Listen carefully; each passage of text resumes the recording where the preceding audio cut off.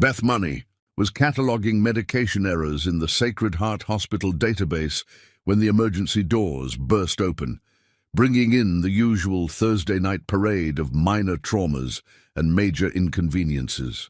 She didn't look up immediately.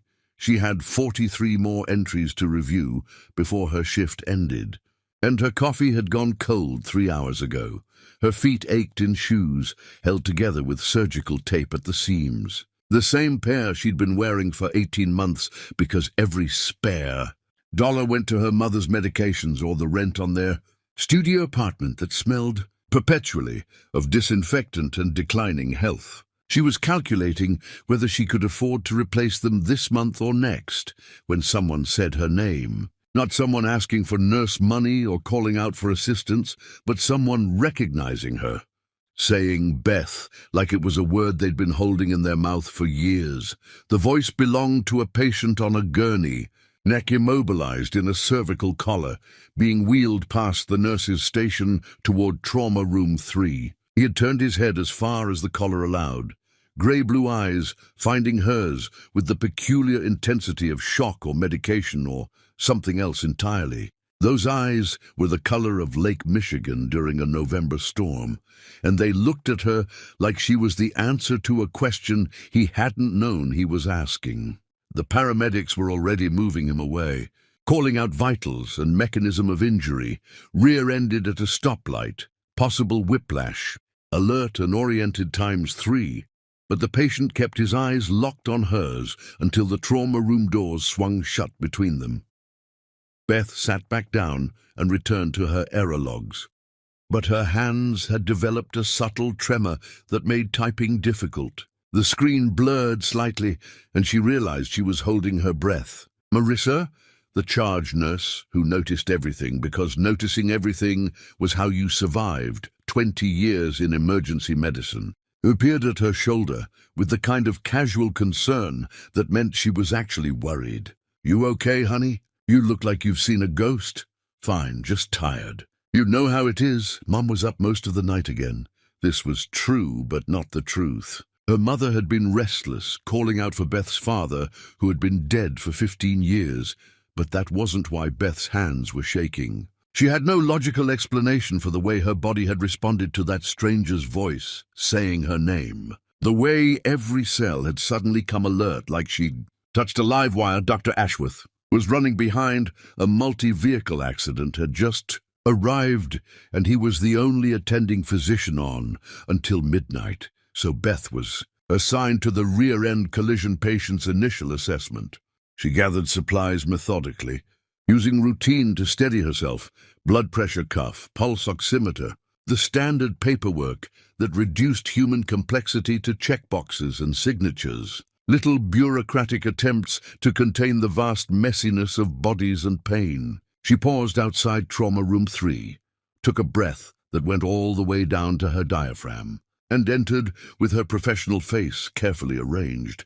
He was sitting up on the exam table when she entered, the cervical collar already removed and set aside. "Mild muscle strain," he said before she could speak. "I'm fine. The paramedics overreacted, but I needed to come here."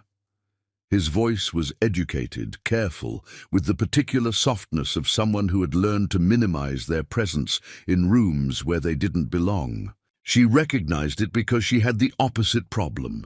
She'd learned to make herself larger, louder, impossible to ignore in rooms that wanted to dismiss her.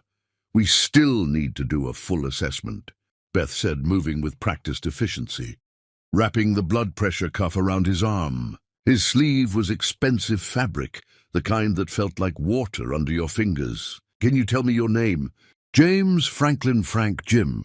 He watched her face carefully as he said it, and she had the strange feeling he was cataloguing her features the way she catalogued symptoms, methodically, looking for patterns and meaning. March 15th, 1991. "I'm 33 years old, single, graduate degree in comparative literature that I'm not using because I'm helping run a company I never wanted to inherit. I live alone in a house too big for one person and spend my evenings reading poetry no one else cares about and writing things I'll never show anyone." Beth looked up from her clipboard. startled by the rush of unnecessary information. "That's very thorough, Mr. Frank. Jim, please. And I wanted you to know. I needed you to know who I am." There was an urgency in his voice that didn't match the minor nature of his injury. "I realize how strange this sounds, but I saw you and felt like I recognized you. Not your face exactly, but something essential. Like I'd been looking for you without knowing I was looking. Did you hit your head in the accident?" Beth kept her voice clinical, but her pulse had quickened. "Sometimes trauma can cause—" "No, and I'm not confused or disoriented. Actually, I feel oriented for the first time in my life." He smiled then, a crooked expression that transformed his serious face into something younger, more vulnerable. "Is that a medical emergency? Sudden onset clarity? It's not typical for a minor collision."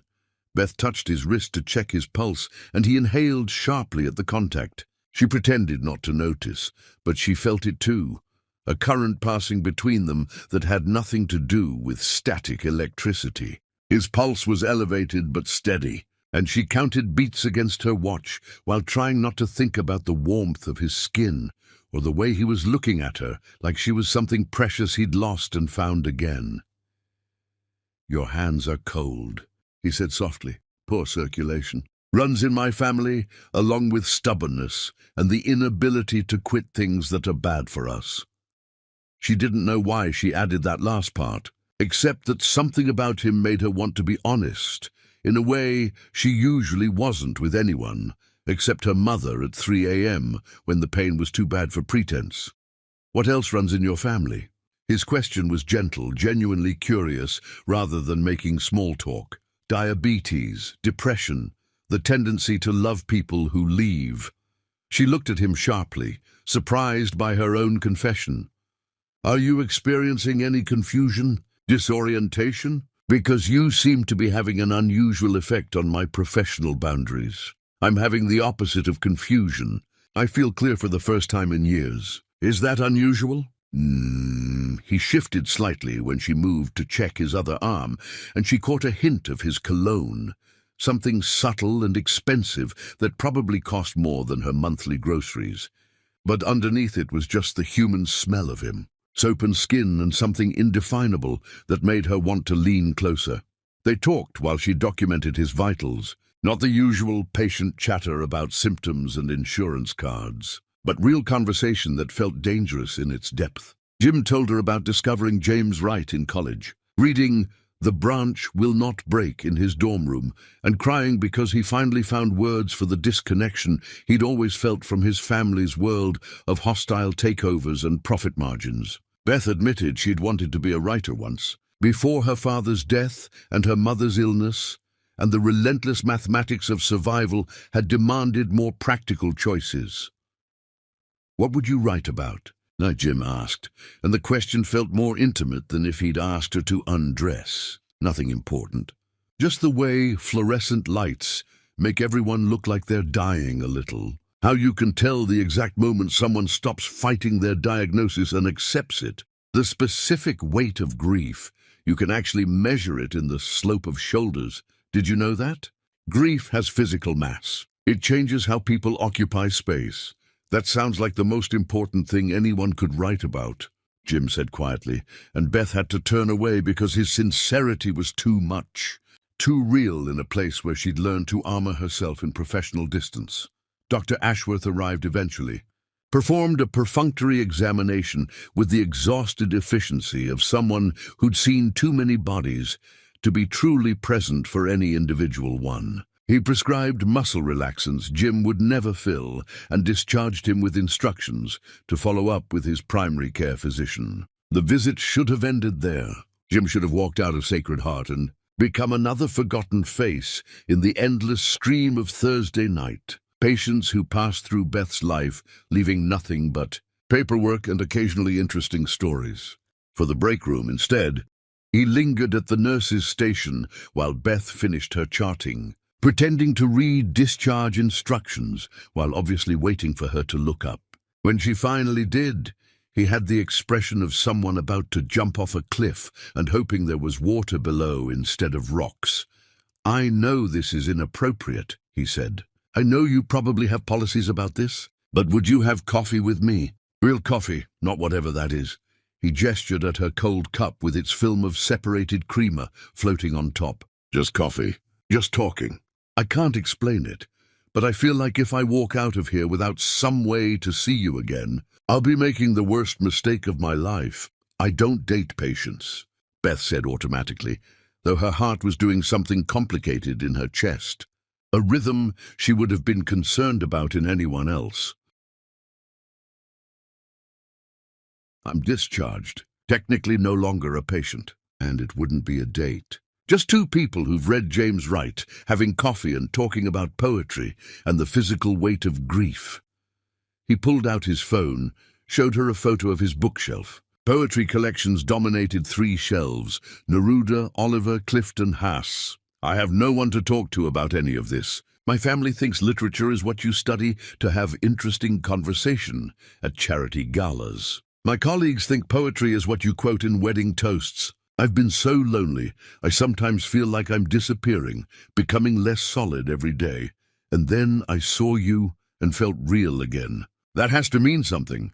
Beth looked at the books, then at his face. There was something raw in his expression, a loneliness that echoed her own so precisely it felt like looking in a mirror. She thought about her life, work, mother, sleep, repeat, a cycle that would continue until something broke, probably her. She thought about the last time someone had looked at her and seen Beth instead of a nurse or a caregiver or a problem to be managed. One coffee, she heard herself say. Tomorrow morning. Brennan's on 5th Street, 9 o'clock. And if you quote Neruda at me before I've had caffeine, I'm leaving.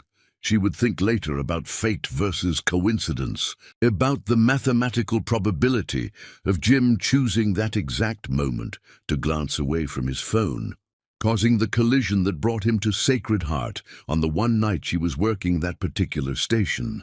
At the exact time, she was vulnerable enough to say yes to coffee with a beautiful stranger who read poetry. She would wonder if some forces were inevitable, like gravity or the way water always finds its level, like the way two people could recognize each other before they'd actually met. Chapter 2.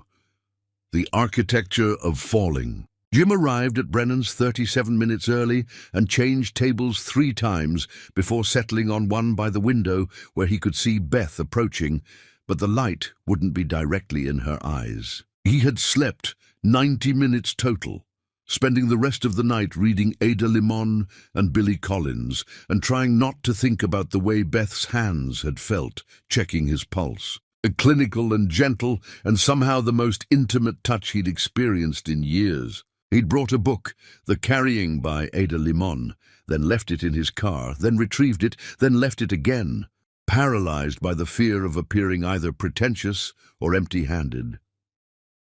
Beth was 6 minutes late and apologizing before she even sat down, slightly out of breath, her hair escaping from a ponytail in ways that suggested she'd been running. My mother's home health aide didn't show. I had to wait for the backup and she got lost. And then Mom had an episode where she didn't recognize me and tried to call the police because a stranger was in her house. And she stopped abruptly, color rising in her cheeks.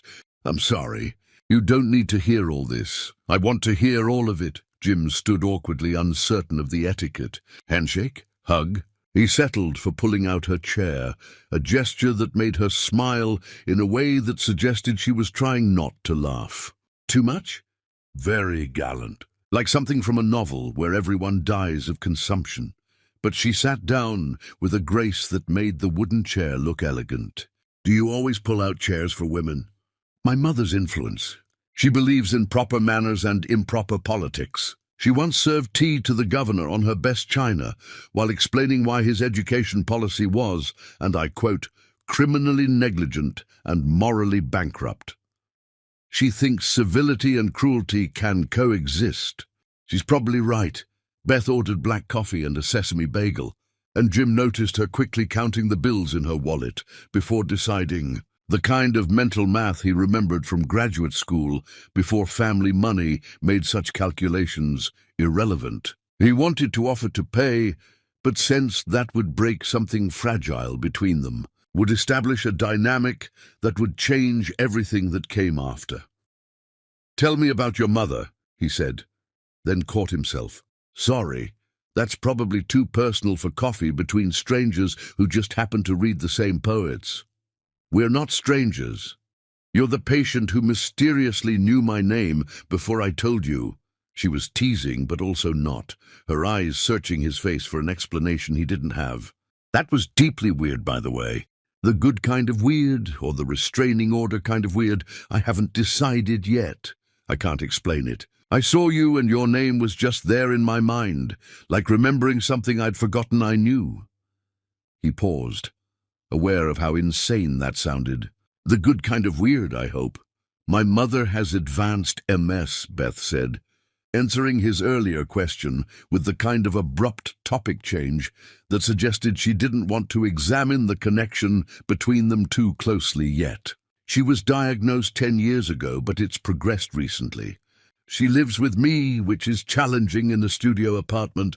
She used to be a teacher, high school biology, and now she can barely hold a pencil. Some days she's completely lucid, and we have these amazing conversations about everything, from cellular mitosis to Victorian poetry. Other days she thinks I'm her sister who died in 1987. Your turn. Tell me about your family." Jim found himself telling her things he'd never articulated before, words coming out like water through a broken dam. How his father, Howard, had built Frank Industries through methods Jim suspected were unethical, but had never been able to prove, a suspicion that lived in his chest like a stone. How his brother Wesley had absorbed their father's ruthlessness like a genetic inheritance, viewing empathy as weakness and kindness as a luxury they couldn't afford. How his mother Diane performed elaborate social calculations. Every relationship a transaction, every kindness strategic. Every word chosen for maximum impact rather than truth. "Example," Beth said, spreading cream cheese on her bagel with the precision of someone used to making resources stretch. "Give me a specific example of your mother's strategic kindness." "Last month, she donated $1 million to a children's hospital. Not because she cares about sick children. I've never seen her interact with a child except to critique their posture, but because the hospital was naming a wing after someone who snubbed her at a charity auction in 2003. She literally bought her way into permanent proximity to her enemy. The donation will help kids, sure, but that's incidental. The real purpose was to ensure this woman has to see my mother's name every time she visits her namesake wing." "That's genuinely disturbing." Beth took a bite of her bagel, considering. "Also kind of brilliant in a supervillain way." "And you?" Jim asked, needing to steer away from his family before their dysfunction poisoned this fragile new thing. "Where do you fit in your family ecosystem?" "I'm the last one standing." She said it simply, without self-pity. "Dad died when I was 18. Heart attack at work. He was gone before the ambulance arrived. My brother David overdosed 4 years ago. Fentanyl in what he thought was Percocet. Mum's dying slowly, system by system, and I'm trying to make it as dignified as possible while working 60-hour weeks and pretending I'm not drowning." She looked up at him, her dark eyes direct. "I'm telling you this because if we're going to be friends, or whatever this is, you should know I'm not a project to be saved or a tragic character in need of rescue. This is my life. It's hard, and it's mine, and I'm not ashamed of any of it." "I don't want to save you," Jim said carefully. "I want to know you. There's a difference." They talked until Brennan's filled with the lunch crowd, and their waiter began hovering with increasing obviousness. Jim wanted to suggest another location, another day, another lifetime of conversations. But Beth had to get home for her mother's afternoon medications and the elaborate ritual of helping her to the bathroom without destroying what remained of her dignity. "Can I see you again?" Jim asked as they stood outside in the noon sun that made Beth's hair reveal hidden auburn undertones he wanted to memorize. "I work nights, sleep days, take care of my mother in between. I exist in the spaces between normal life. She said it like a warning. I have infinite flexibility and chronic insomnia. I exist in spaces too. Maybe they're adjacent. He knew he sounded desperate and didn't care. Please, I haven't talked to anyone like this in maybe ever.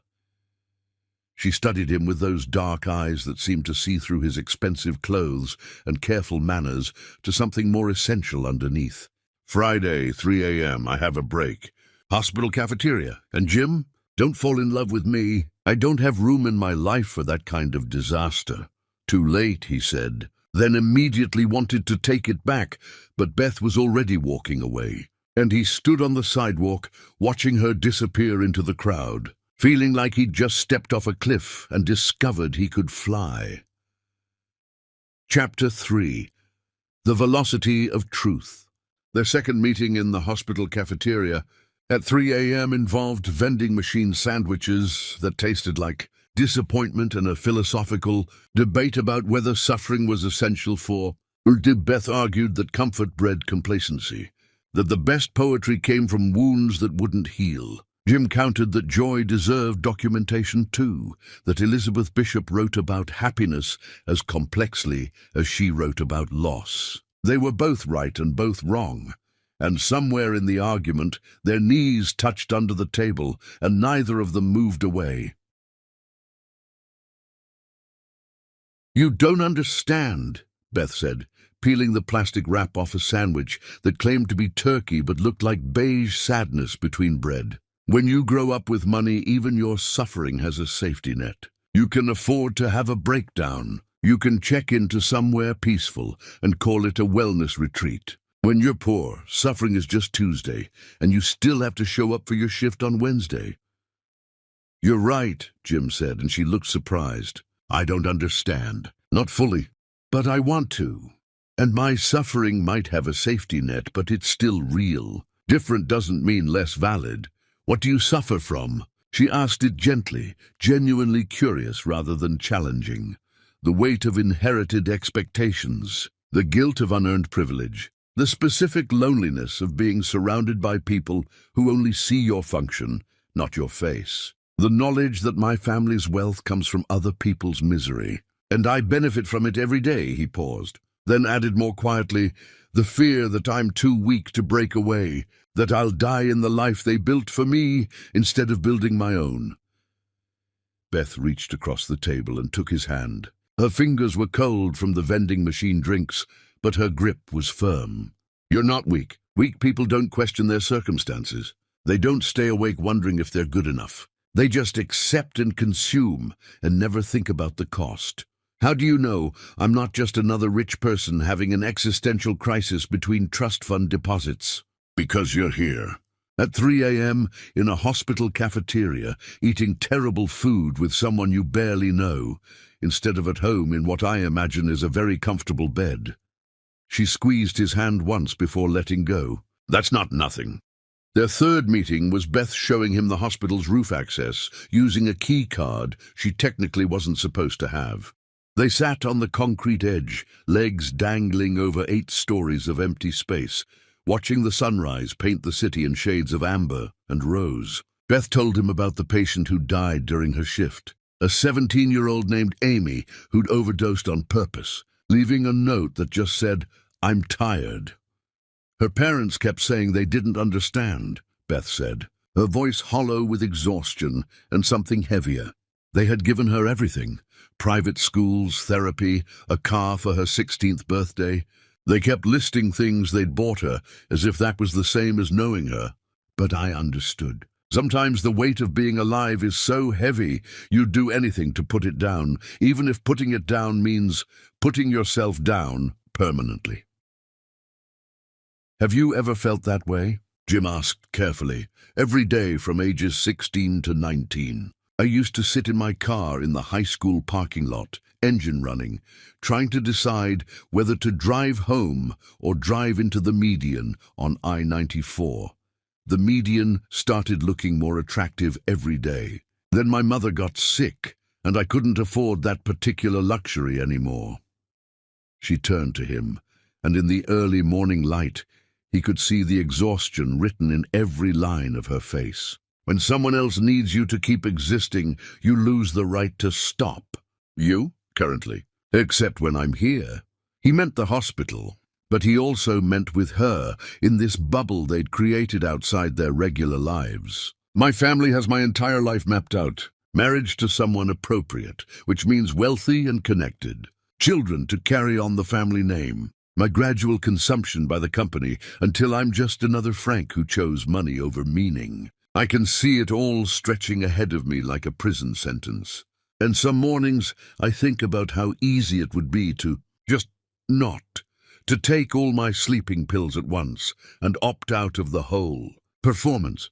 But you don't. But I don't, because I'm a coward. No! Beth's voice was fierce.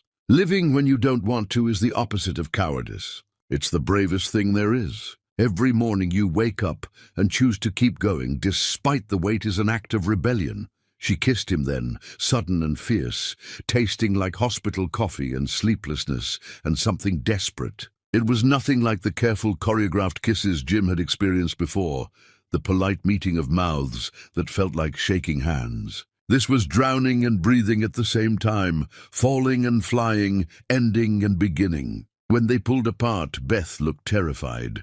I can't do this, she said, already backing away from the edge, from him, from the vertigo of what had just happened. Why? Because you're going to realize I'm just a tired nurse from a bad neighborhood who can barely keep her life together. Because your family will find out and make you choose, and blood is always thicker than whatever this is. Because this kind of thing doesn't happen to people like me. What kind of thing? The kind where everything changes.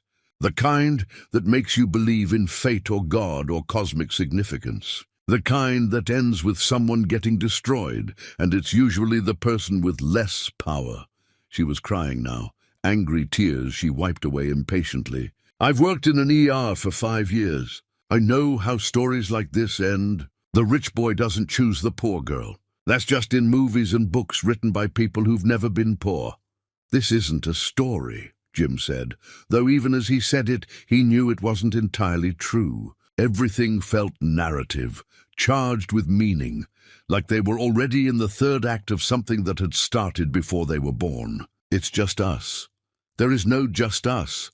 There's you with your trust fund and your poetry degree, and your family who owns half the city. And there's me with my mother who's dying, and my studio apartment with roaches, and my shoes held together with tape. We're not from different worlds, Jim. We're from different universes. Then let's build a new universe, one where none of that matters. You really believe that's possible? She was looking at him like he was either a miracle or a delusion, and she hadn't decided which. I believe the fact that we found each other means something. I believe your name appearing in my mind before you told me means something. I believe this feeling.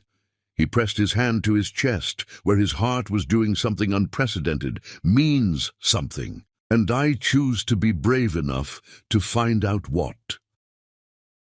They fell into each other after that, with the inevitability of dropped objects finding the ground. Jim rearranged his entire life around Beth's night shifts, arriving at the hospital at 2 a.m. with real food, Thai from the only place open, sandwiches he'd made himself with bread from the expensive bakery his mother frequented. Once an elaborate spread of cheese and fruit that made the night shift. Nurses treat him like visiting royalty. He learned Beth's rhythms, when she could steal 20 minutes, when she needed silence. When she needed him to make her laugh with terrible medical puns, he looked up specifically to crack her exhausted facade. Beth started leaving poetry on his windshield, lines from Neruda copied in her spiky handwriting.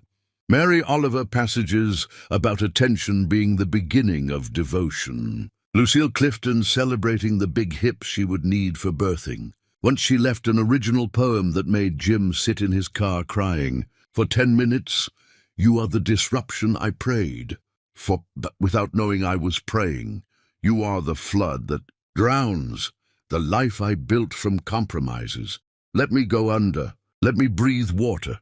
Let me learn a new way of living in the space between drowning and swimming. 2 months in, Jim was helping Beth with her mother, lifting her from bed to wheelchair with a gentleness that made Beth fall in love with him in a way that transcended romance. Beth's mother, on her lucid days, would look at Jim with eyes that held too much knowledge and say, "You're going to break each other's hearts," and neither of them would deny it, because breaking meant they had something whole to begin with.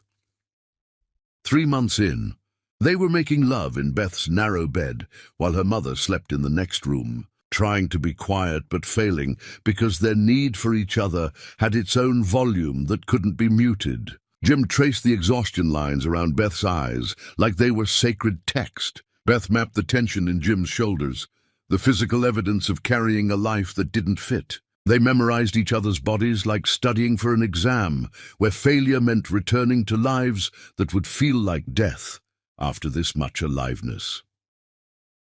Chapter 4. The Unraveling of Careful Things. The pregnancy test showed 2 lines on a Wednesday morning in October, the bathroom light harsh and unforgiving as Beth sat on the edge of her bathtub, staring at undeniable evidence that their careful world was about to collapse. She'd known for a week, probably. The exhaustion that went beyond her usual tiredness, the nausea that coffee couldn't explain, the tenderness in her breasts that made her wince when she put on her scrubs. But knowing and knowing were different things, and the 2 pink lines were the kind of knowing that changed everything. Jim was at a board meeting he couldn't miss, something about quarterly projections that he'd explained apologetically while kissing her goodbye that morning. Beth held the test and tried to imagine telling him, tried to picture his face cycling through surprise, fear, and then what? Joy, panic? The careful blankness of someone realizing they've been trapped? She thought about not telling him. She could handle this alone, had handled everything else alone before he'd crashed into her life with his poetry and his gentle hands and his dangerous hope that love could overcome structural inequality. But that felt like the kind of lie that would poison everything. And they'd built something too precious to poison with a mission. Her mother was having a good day, sitting up in her wheelchair, working on a crossword puzzle with handwriting that barely resembled letters anymore. She looked up when Beth entered, and her eyes, still sharp despite everything failing around them, went immediately to Beth's face and then to her stomach in a way that made Beth wonder if mothers ever lost the ability to read their daughters' bodies. "How far along?" her mother asked simply. "Maybe 6 weeks." Beth sat on the floor beside the wheelchair, suddenly 12 years old again, needing her mother to tell her everything would be okay, even though they both knew better. "Mom, what am I going to do?" "You're going to have a baby. And that boy is going to have to choose between his family and his child. And either way, you're going to survive because that's what we do." Her mother's hand, shaking with tremor she couldn't control, found Beth's hair and stroked it gently. "Do you love him?" "With everything I have." "Is everything you have enough?" "I don't know." "Then you'd better find out before this baby makes the question irrelevant." Jim came over that night with takeout from the good Chinese place and a bouquet of bodega, flowers that were already wilting, but that he presented with such earnestness Beth almost cried. He could tell something was wrong immediately. 3 months of learning each other's frequencies meant hiding had become impossible, but he waited until after dinner, until after her mother was settled for the night, until they were sitting on her fire escape watching the city pretend to sleep. "Tell me," he said simply. "I'm pregnant." The words hung in the air between them like a blade waiting to fall. Jim's face went through exactly the progression Beth had imagined. Surprise, fear, and then something else. Something that looked like awe. "Say something," Beth whispered. "Marry me." "That's not Jim. Be serious." "I am being serious." "Marry me." "Not because of the baby, although yes, also because of the baby. But because I was going to ask you anyway. Because I can't imagine a life without you in it. Because you make me brave enough to be the person I want to be, instead of the person I was built to be."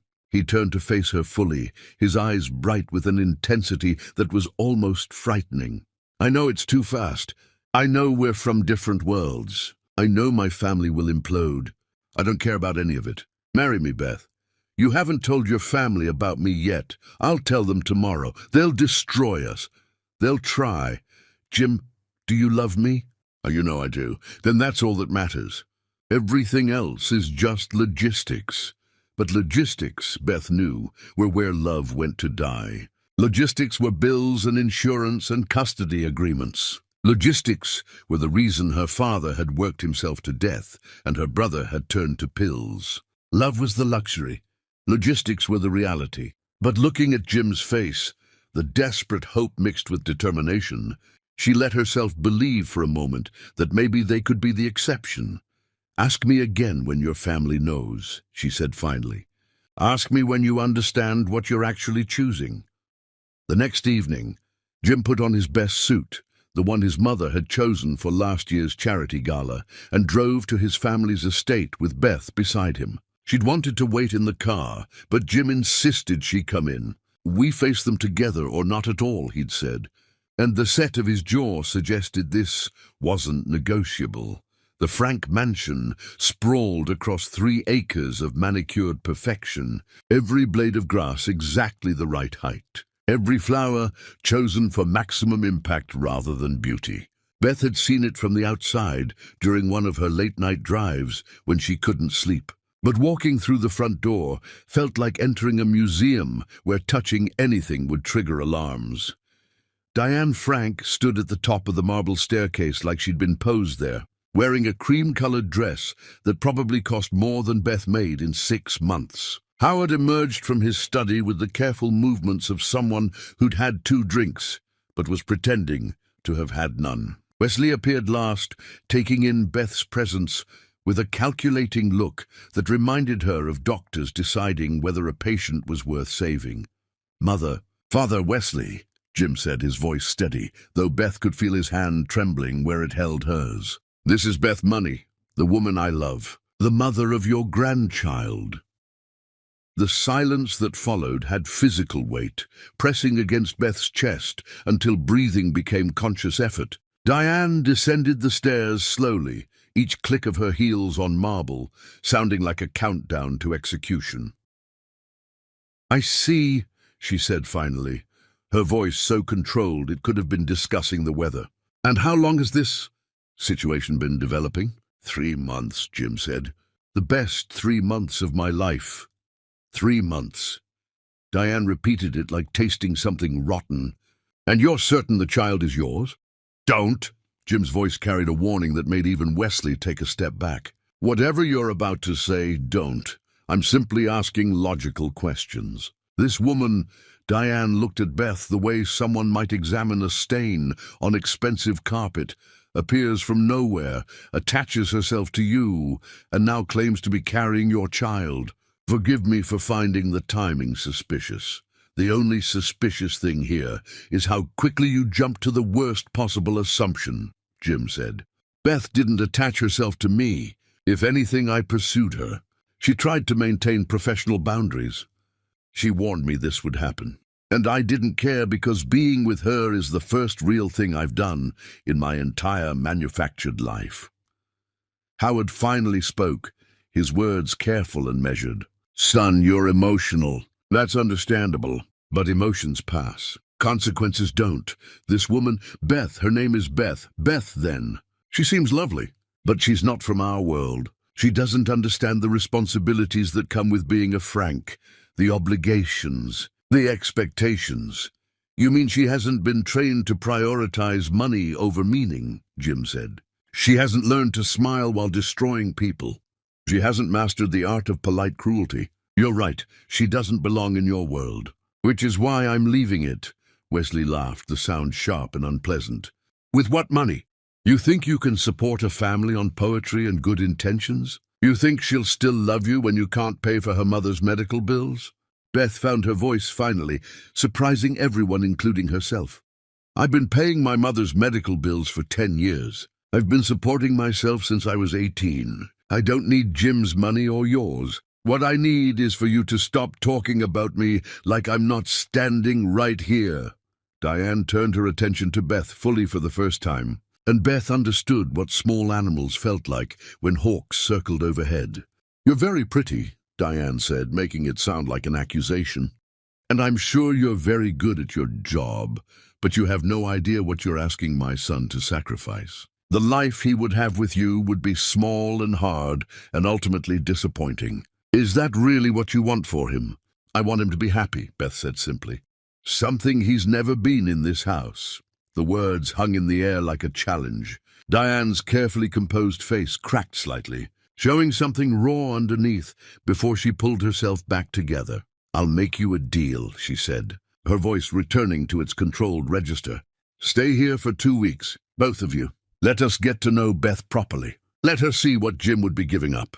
And then, if you still want to throw your life away, at least you'll do it with full knowledge of the cost." Jim started to refuse, but Beth squeezed his hand. She knew a trap when she saw one, but she also knew that running now would mean always running, always wondering if they could have faced this and won. "Fine," Beth said. 2 weeks. Chapter 5. The Slow Poison of Compromise. Living in the Frank mansion was like being slowly suffocated by silk. Everything was beautiful and soft, and designed to make breathing just difficult enough that you noticed, but not so difficult that you could complain. Beth was given a room in the East Wing, close enough to Jim's childhood bedroom, to maintain the fiction of propriety, but far enough that she felt isolated, cut off from the one person who made this bearable. The room itself was larger than her entire apartment, with a bathroom featuring Italian marble and fixtures that probably cost more than her annual salary. The bed was so soft she couldn't sleep, used to her lumpy mattress that had trained her spine into specific accommodations. She would lie awake listening to the house settle. These expensive sounds, nothing like the sirens and arguments and music that provided her usual nighttime soundtrack. Diane waged her campaign with surgical precision. Breakfast was at 7 sharp, requiring Beth to be presentable in a way that meant waking at 6 to shower and attempt to make her hair and face meet whatever invisible standard was being applied. The first morning, Beth arrived in her best dress, the one she wore to job interviews, and Diane's smile made it clear she'd already failed. "How charming," Diane said, managing to make the word sound like an insult. "Jim, perhaps you could take Beth shopping today. She'll need appropriate attire if she's going to be attending family functions." "Beth looks perfect," Jim said firmly, but Beth could see the exhaustion already starting in his eyes, the weight of fighting battles on multiple fronts. "Of course she does," Diane agreed smoothly, "but surely she'd be more comfortable in something suitable for the occasion she'll be attending as your partner." The shopping trip was humiliating in ways Beth hadn't anticipated. Not because the saleswomen were rude, they were professionally friendly in the way of people working on commission, but because Jim had to pay for everything, turning her into exactly what his family had accused her of being, a woman who needed a man's money. She stood in dressing rooms, trying on clothes that cost more than her mother's monthly medication, watching herself disappear under layers of appropriate fabric. "You don't have to do this," Jim whispered, while a saleswoman went to find another size. "We can leave right now and let them win." Beth straightened the jacket of a suit that made her look like someone playing dress-up. "No, I can survive 2 weeks of this."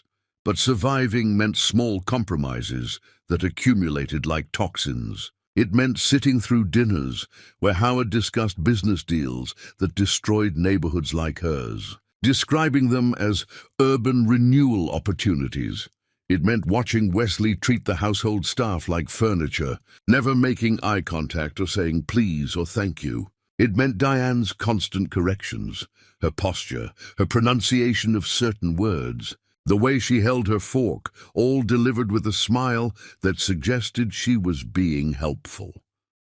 "Tell us about your family," Diane said one evening, after 3 glasses of wine had sharpened her cruelty. "Your father was a janitor, wasn't he?"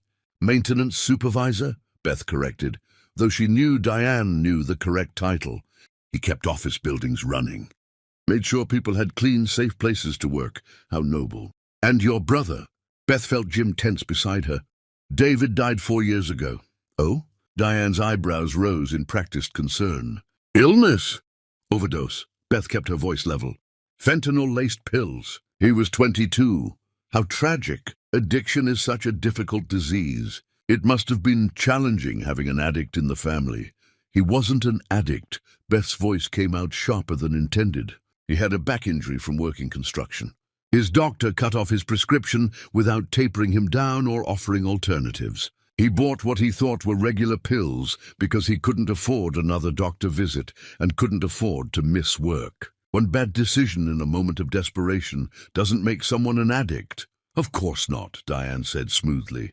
I'm sure he was a lovely person. Such a shame when people make poor choices. Beth wanted to throw her wine in Diane's face, wanted to scream that David had been brilliant and funny and kind, that he'd taught her to ride a bike and checked under her bed for monsters and called her every Sunday even when he was struggling. But she swallowed the rage because that's what Diane wanted. An explosion she could point to as evidence of Beth's unsuitability. Wesley was subtler in his approach, cornering Beth when Jim was pulled into meetings he supposedly couldn't miss. You know this is temporary, right? He said one afternoon, finding her in the library trying to read while her stomach churned with morning sickness that lasted all day. Jim's had these episodes before, these attempts at rebellion. He always comes back to who he really is. And who is that? A Frank. Someone who understands that feelings are lovely but irrelevant when it comes to real life. He'll realize eventually that love doesn't pay medical bills or private school tuition. And when he does, where will that leave you?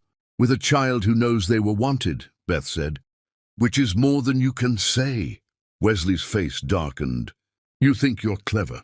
You think you've won something, but you're just another obstacle to be managed, and this family is very good at managing obstacles. The stress was affecting her physically. She could barely keep food down, but throwing up during Diane's carefully orchestrated meals would be seen as weakness or manipulation. She hid saltines in her pockets, excused herself to bathrooms where she could vomit quietly, covered her exhaustion with makeup Jim's money had paid for. Her mother called daily, but Beth couldn't tell her the truth, that she was drowning in enemy territory while carrying a child who might never know peace. Jim tried to protect her, but he was fighting his own battles. Howard had suddenly discovered urgent problems at multiple Frank Industries subsidiaries, requiring Jim's immediate attention. Diane had a series of social obligations that Jim couldn't miss without causing the kind of gossip that would damage the family's standing. Wesley had their corporate lawyers reviewing Jim's trust fund terms, looking for clauses that could be weaponized. They managed to steal moments together, late nights in Jim's room, when the house was asleep.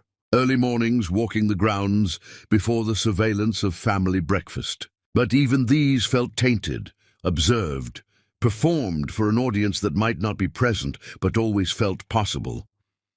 We're losing, Beth said one night, lying in Jim's childhood bed, surrounded by evidence of who he'd been before her. Tennis trophies, debate certificates, photos from European vacations she couldn't imagine affording.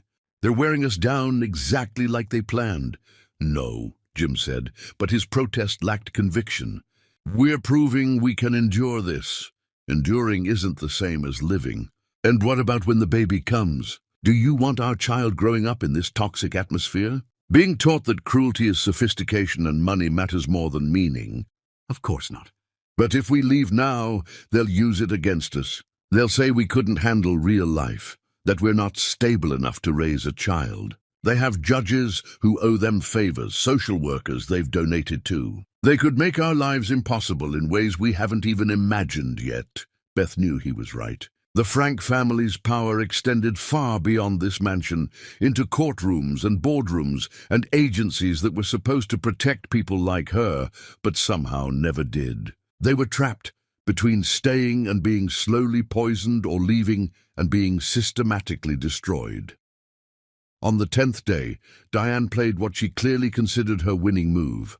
She'd arranged a family dinner with extended relatives and business associates, the kind of event that required Beth to perform appropriateness for 3 hours straight.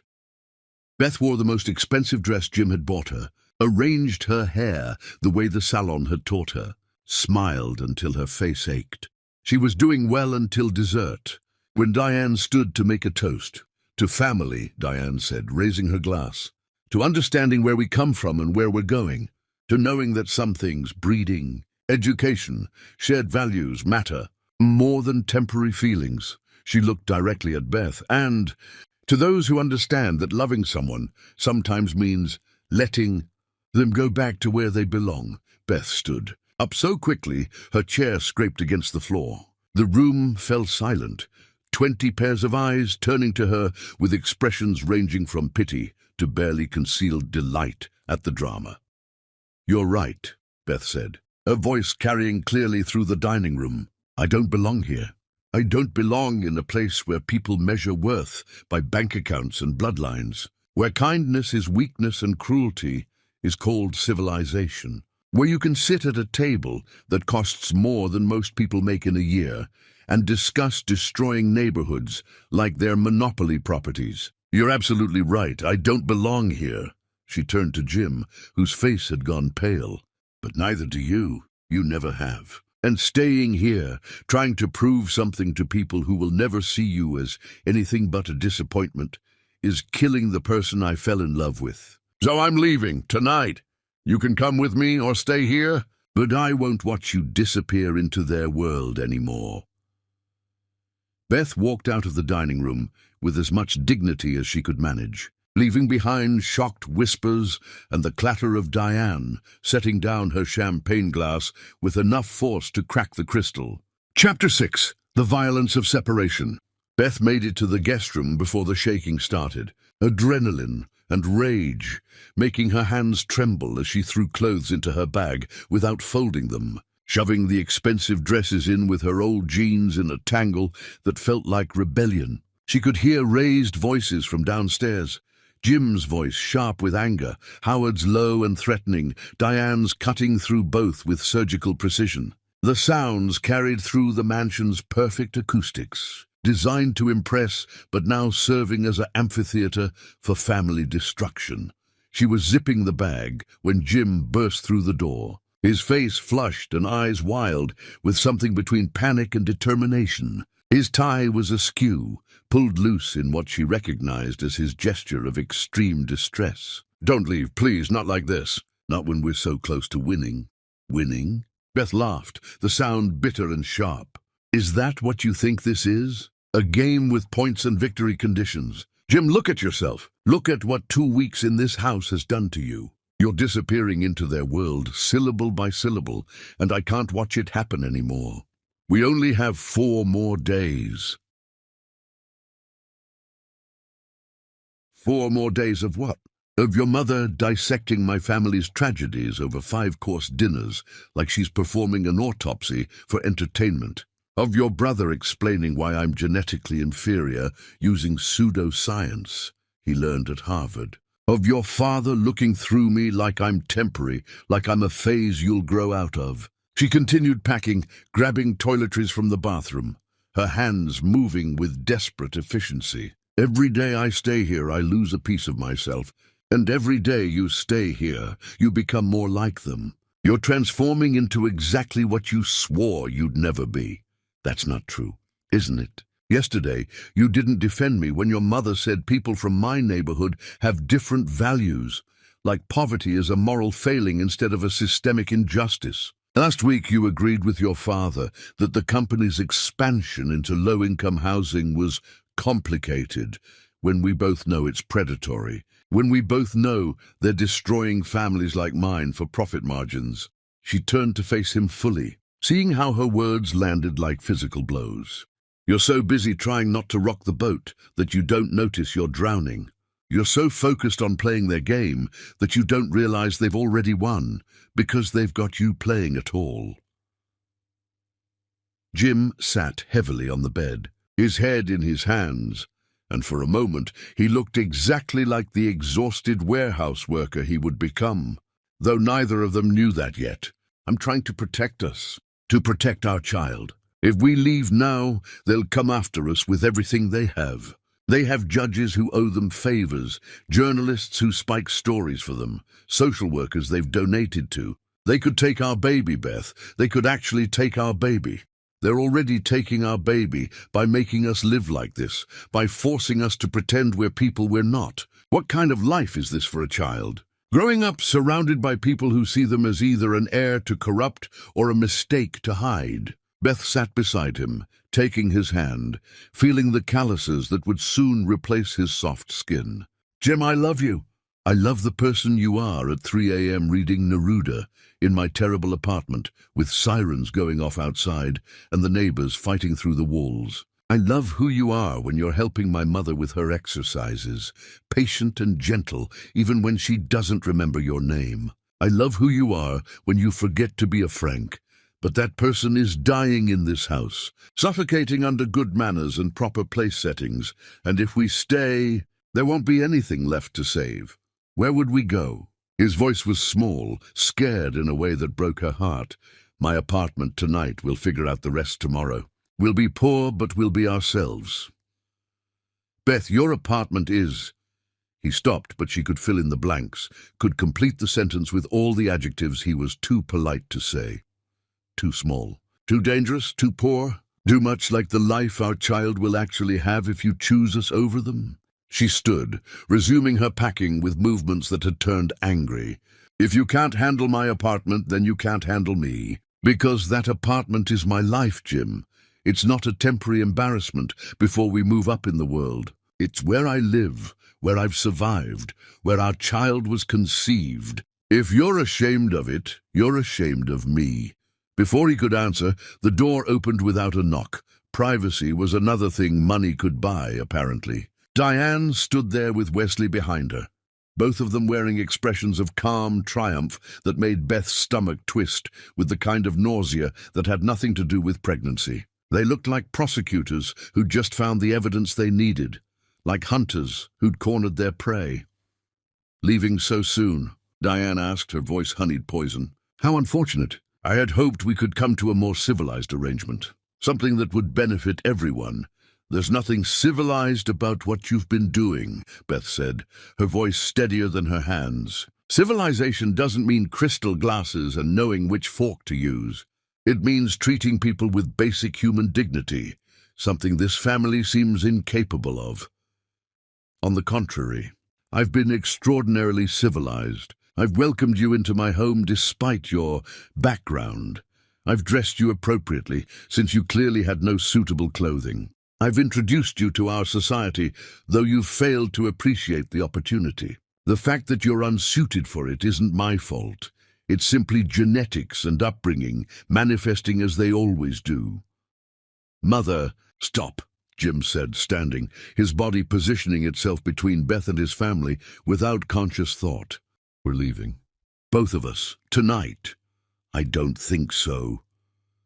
Wesley stepped forward, holding a tablet like it was a weapon, which in their world it was. "See, while you've been playing house, playing at love, conquering all like this, is some romance novel, I've been investigating Ms. Money here. Did you know she was arrested 3 years ago?" Beth's blood went cold, ice spreading through her veins as she recognized the ambush. Those charges were dropped for shoplifting baby formula. Wesley turned the tablet toward Jim, showing a police report that had been highlighted and annotated like evidence in a trial. "Hardly the behavior of someone fit to raise a Frank heir. What kind of person steals baby formula?" "The kind who sees a baby hungry and acts," Beth said, her voice steady despite the rage building in her chest like a physical pressure. "I was picking it up for my neighbor. Her boyfriend had left, she had no money, and her baby was crying from hunger. She asked me to get formula and said she'd pay me back. I forgot to pay because I got a call that my mother had fallen and was being taken to the hospital. When I realized my mistake and went back to pay, they'd already called the police. The charges were dropped because the store manager reviewed the footage and saw I clearly wasn't trying to steal. I was distracted by a phone call about a medical emergency." Nevertheless, it shows a pattern of criminal behavior, Diane said smoothly, like she was discussing the weather rather than destroying someone's life. Combined with your family history of addiction, your unstable living situation, your inability to provide proper health care. Well, any family court judge would have concerns about your fitness as a parent.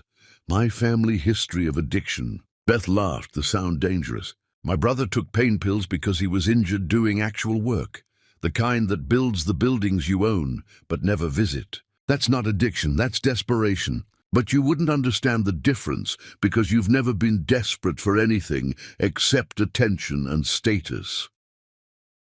You're threatening to take our baby. Jim's voice had dropped to something dangerous, something neither Beth nor his family had heard before.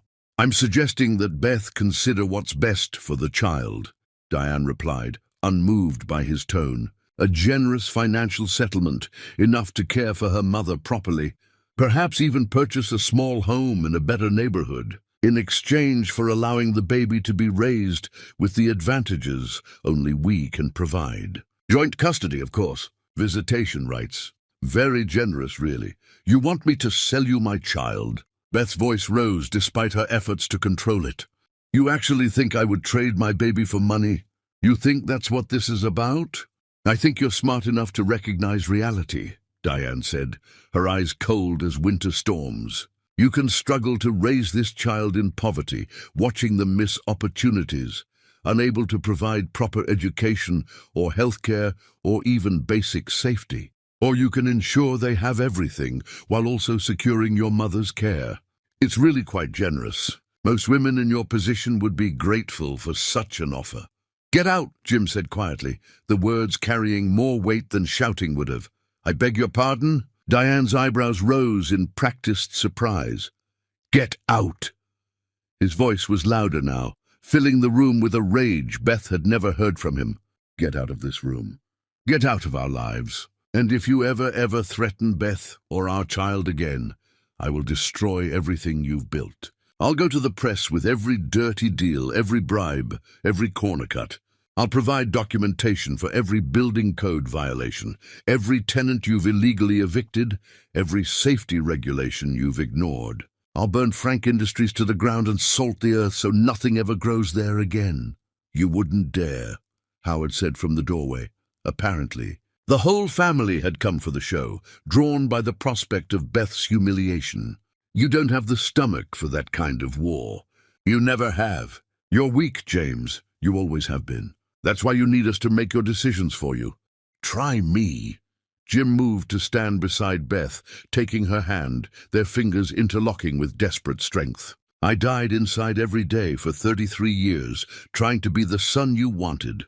Trying to earn love that was always conditional, always just out of reach, always dependent on being someone I'm not. But Beth brought me back to life, and our child deserves better than this mausoleum of greed and cruelty you call a family. So here's what's going to happen. We're leaving tonight, right now. You're going to let us go. And if you come after us, if you so much as drive past Beth's apartment, if you make one phone call to interfere with our lives, I will unleash hell on this family in ways you can't imagine. With what resources? Wesley sneered, but Beth could see uncertainty in his eyes for the first time. You think your trust fund will last long supporting a family? You have no real job, no skills beyond reading poetry and feeling sorry for yourself. You'll come crawling back within 6 months. You're right, Jim said simply, and his agreement clearly surprised them. I don't have much. I don't have job skills or connections or any of the things you value. But I have something you'll never have, someone who loves me for who I am, not what I can provide. Someone who sees me as a person instead of a bank account or a disappointment or a project to be fixed. And that's worth more than every dollar this family has stolen over the generations. He turned to Beth, his eyes bright with unshed tears and determination. Pack everything, we're going home. This isn't over, Diane said, her composure finally cracking to show the rage underneath, the fury of someone who had never been defied so completely. You think you can just walk away from this family? From your responsibilities? From everything we've built for you?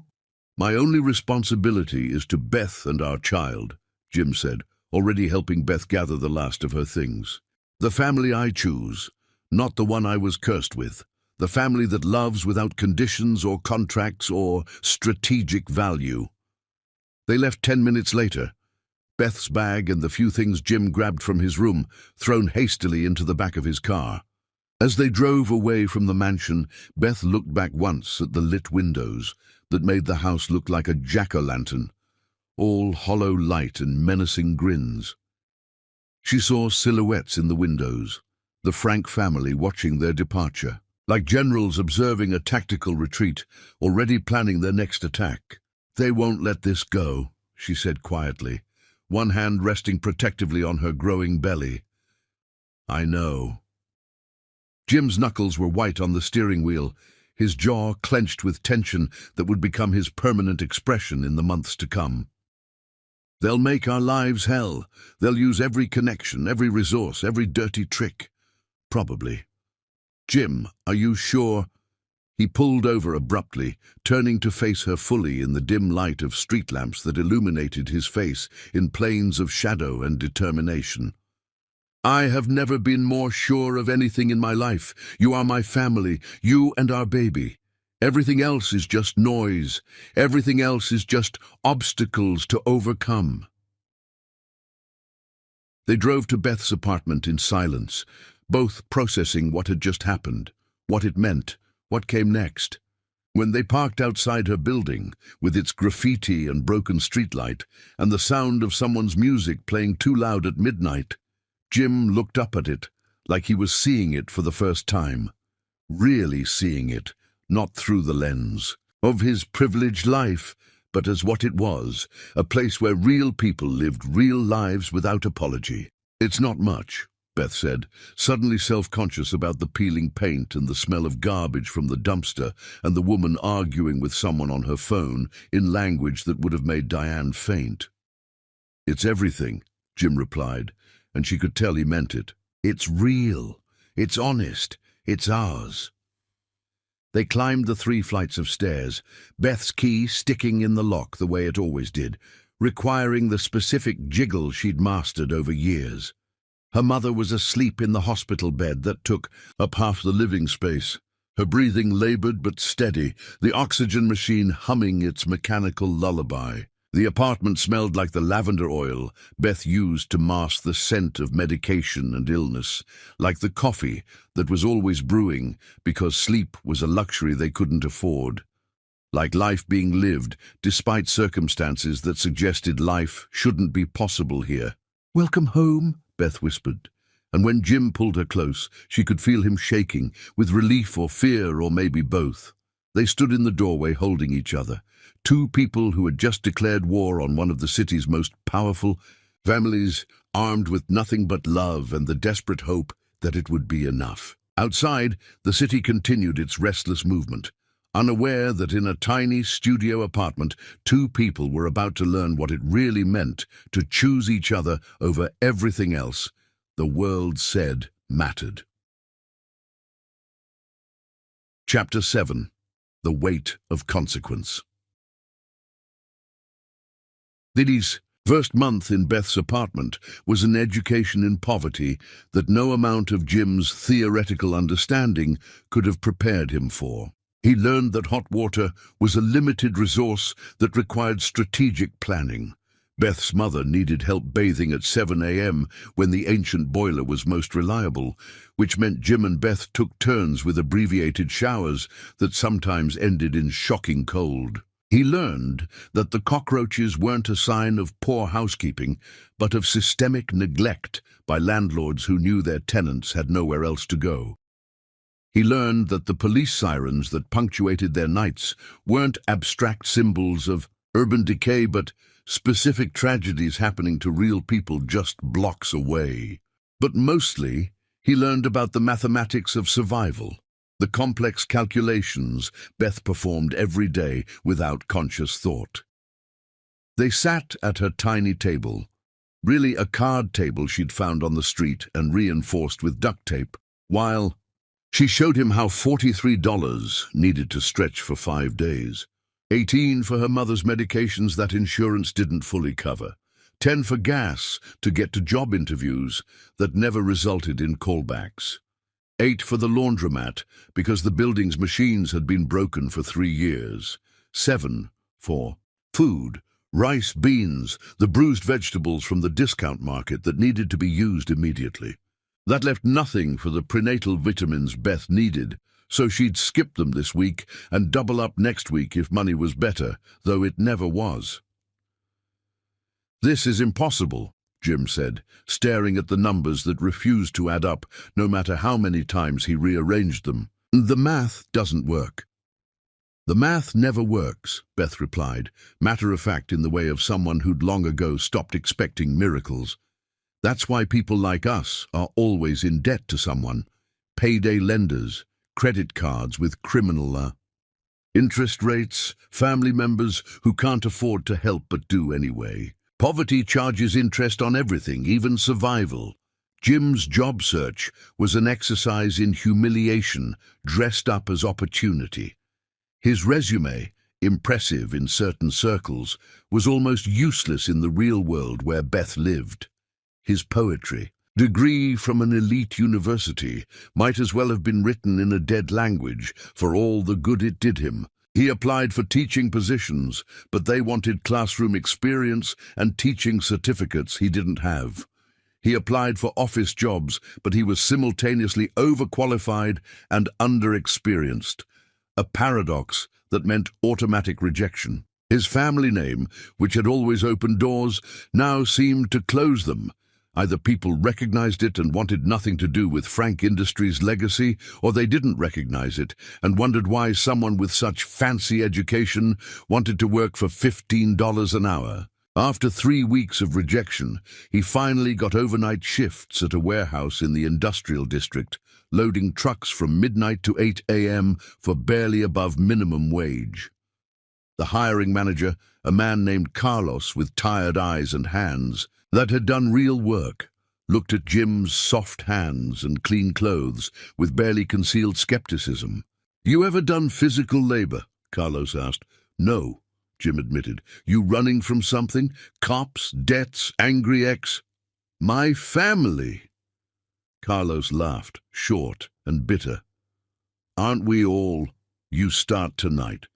Don't be late, don't complain, and don't quit without notice. We clear?" Clear. That first shift was a revelation in pain. Jim's body, accustomed to nothing more strenuous than occasional tennis at the country club, screamed in protest as he lifted boxes that seemed to gain weight as the night progressed. His back spasmed, his hands blistered, then bled, the gloves he'd been given offering minimal protection against the constant friction. By 4 a.m. he was moving in a haze of exhaustion, so complete it felt like drowning in air. When Carlos found him sitting on a pallet, unable to stand for a moment, he expected to be fired. Instead, Carlos handed him a bottle of water and 2 ibuprofen from his own pocket. "Gets easier," he said simply. "Or you get harder. Same difference." Jim came home that first morning to find Beth awake, her face drawn with the particular exhaustion of first trimester pregnancy. She'd been up all night with her mother, who'd had an episode of confusion and tried to call Jim's name, not understanding who he was, but sensing he was important to her daughter. "My hands have never been this dirty," Jim said, looking at his palms with something between wonder and despair. They were black with grime that seemed to have settled into every line and whirl of his fingerprints, marking him as someone who did real work now. "Now they're honest hands," Beth replied, taking them gently in hers and leading him to the bathroom, where she'd laid out bandages and antibiotic ointment she couldn't really afford. She cleaned his wounds with the practiced efficiency of a nurse, wrapping his palms carefully while he tried not to whimper at the sting. Beth's own job search had hit a wall that had Diane Frank's fingerprints all over it. Every hospital in the city suddenly had hiring freezes. Private clinics never returned her calls. Even home health agencies, desperate for workers and usually willing to overlook almost anything, somehow found reasons Beth wasn't suitable. The blacklisting was surgical in its precision. She could probably get work one state over, but they couldn't afford to relocate, couldn't leave her mother's doctors, couldn't abandon the fragile network of survival they'd built. "They're trying to starve us out," Beth said, after another fruitless day of applications. "Make us so desperate we come crawling back." "Then we don't crawl," Jim said, though his body ached in ways that made even walking feel like surrender. "We find another way." The other way came from Mrs. Chen, the elderly Chinese woman who lived one floor down and seemed to know everything that happened in the building before it happened. She appeared at their door one evening with a covered dish that smelled like salvation and a proposition that sounded like dignity. "You need work," she said to Beth without preamble. "I need someone reliable. I run cleaning service, cash only, no questions." "Is hard work. Not glamorous, but is honest money. I'll take it," Beth said immediately. "Is not easy with baby," Mrs. Chen gestured at Beth's still small belly. "Lots of bending, chemicals, heavy equipment." "You sure?" "I'm sure." The work was brutal on her pregnant body.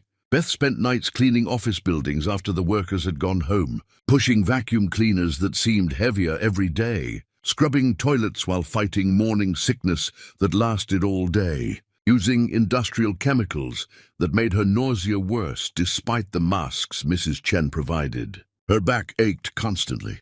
Her feet swelled until her shoes, the same taped-together ones, barely fit. But it was cash in hand every night, invisible to whatever systems the Franks were monitoring, enough to keep them afloat if barely. Jim found additional work through one of his warehouse colleagues, a man named Derek who dealt with rich kids' problems for cash. Specifically, he connected privileged teenagers with tutors who could guarantee improved test scores. The irony wasn't lost on Jim. The same families who would never accept Beth were paying him under the table to help their children reach schools like the one he'd attended, to perpetuate the very system that was currently crushing them. $100 an hour, Derek explained. Cash! You go to their houses, make their kids marginally less stupid, collect your money. Don't fuck their moms, don't steal their shit, don't talk about what you see. Easy. It wasn't easy. Jim would finish his warehouse shift, sleep 3 hours, then drive to mansions that reminded him of his parents' house to tutor teenagers who complained about problems that would have been luxuries in Beth's world. They whined about their parents' expectations while Jim thought about Beth cleaning their parents' offices at night. They stressed about which Ivy League school to attend, while Jim wondered if his child would be able to afford community college. One student, a girl named Madison, whose father owned several buildings in Beth's neighborhood, complained that her parents were literally ruining her life by insisting she maintain a B average to keep her car. "Do you know what real problems look like?" Jim asked, his patience finally snapping after 4 hours of her complaints. "Real problems are choosing between insulin and electricity. Real problems are working 3 jobs while pregnant because someone blacklisted you from your profession. Real problems are watching your mother die slowly while you can barely afford to make her comfortable." Madison stared at him, shocked into silence. Then quietly she said, "I didn't know there were people who actually lived like that." "There are millions of us," Jim said, the use feeling strange but right in his mouth. "We're just invisible to people like you."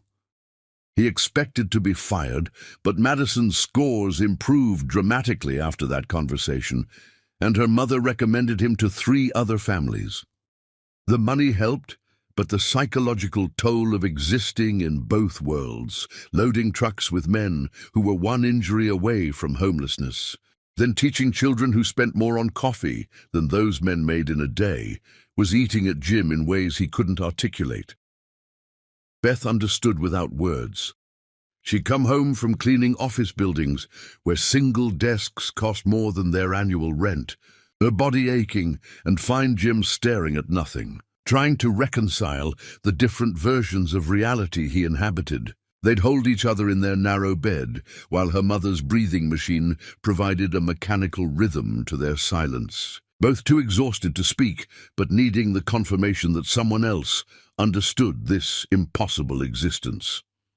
Her mother's condition worsened as Beth's pregnancy progressed, as if she was holding on just long enough to know her grandchild would exist. The confusion episodes increased. She called for Beth's father more frequently, for David, for people long dead. But on her clear days, she was still the sharp woman who'd raised Beth to be strong. And she watched Jim with eyes that saw everything.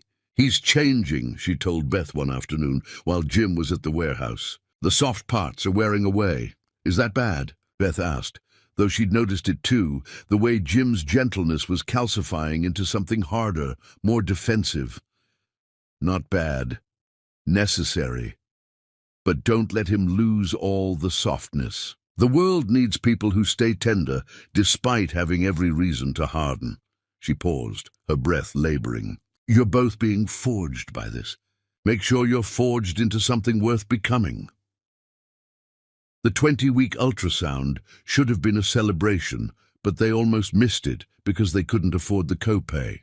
Jim had to choose between the ultrasound and getting his wisdom tooth pulled. It had been aching for weeks, but dental work was a luxury now. He chose the ultrasound without hesitation, living on ibuprofen that barely touched the pain.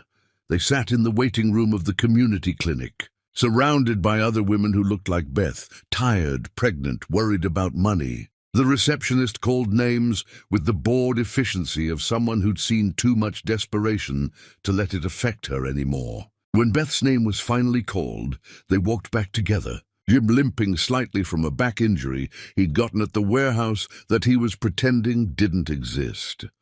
The technician, young and relentlessly cheerful, spread gel on Beth's growing belly and began the scan. "Let's see what we have here. Strong heartbeat, good position. Do you want to know the gender?" "Yes," they said simultaneously. "It's a boy. Everything looks perfect. 10 fingers, 10 toes, healthy development." Beth cried then, not from joy, but from relief. Despite the stress and poor nutrition and constant fear, their son was growing. He was strong. He would survive this, even if she wasn't sure she would. "Timothy," she said suddenly, "after my brother's middle name. David Timothy. So part of him continues." "Timothy Money Frank?" Jim suggested. "Just Timothy Money," Beth said firmly. "Your family doesn't get to claim him. He's ours, not theirs." Jim nodded, understanding. Their son would carry Beth's name, the name that meant struggle and survival and strength earned through endurance. The Frank legacy would end with Jim, and maybe that was the only victory they could claim in this war they were losing by every other measure.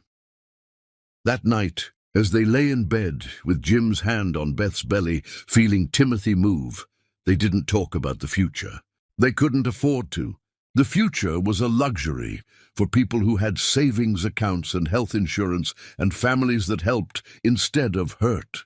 They had this moment, Timothy kicking against Jim's palm, Beth's breath warm against his neck, her mother sleeping peacefully for once, and that had to be enough because it was all they had. "We're not going to make it," Beth whispered into the darkness. "Not cruel, but honest. We're making it right now," Jim whispered back. "Every day we wake up and choose each other. We're making it. That's not enough. Love isn't enough when you can't afford formula or diapers or a crib that isn't held together with duct tape. Then we make it enough. We make love plus determination plus spite equal survival." Spite. The desire to prove them wrong. To show them that their money and their power and their cruelty can't destroy what we have. That's worth something, isn't it? Beth didn't answer, but she pressed closer to him, and they held each other in the dark while the city outside continued its restless noise, and their son grew despite everything trying to prevent his existence. They were, as Jim said, making it right now. Tomorrow would bring its own impossibilities, but tonight they had each other. And that was its own form of wealth, even if it couldn't pay the bills. Chapter 8. The Inevitable Breaking. The contractions started during Beth's shift cleaning the 43rd floor of a bank building at 2 a.m. on a Tuesday. She was alone, mopping marble floors that reflected her exhausted face back at her in warped dimensions. When the first real pain hit, not the practice contractions she'd been having for weeks, but something deeper, more insistent, a sensation that felt like her body was reorganizing itself from the inside. She leaned on the mop handle, breathing through it, telling herself she had hours before this became urgent. The baby wasn't due for 3 more weeks. This was just her body practicing, preparing. Nothing to worry about. By 3, she couldn't deny what was happening. The contractions were coming every 7 minutes, regular as clockwork, each one forcing her to stop and grip whatever was nearby. A desk, a doorframe, the handle of her cleaning cart that contained all the supplies she wouldn't be able to finish using tonight. She called Jim, who was in the middle of his warehouse shift, and heard his sharp intake of breath when she said the words. "I'm in labor. It's too early, but it's happening." "I'm coming," he said immediately, and she could hear him already moving, telling Carlos something she couldn't make out. "Call an ambulance!" "Please, Beth, don't try to be strong about this." "Call an ambulance! We can't afford—" The next contraction cut off her words, forcing her to breathe in short gasps, while the pain rolled through her like a tide that didn't care about their financial situation. "Beth, call an ambulance now, promise me." But she didn't, she couldn't. $2,000 for an ambulance ride would destroy them. Would mean no food for a month, no electricity, no way to care for Timothy when he arrived.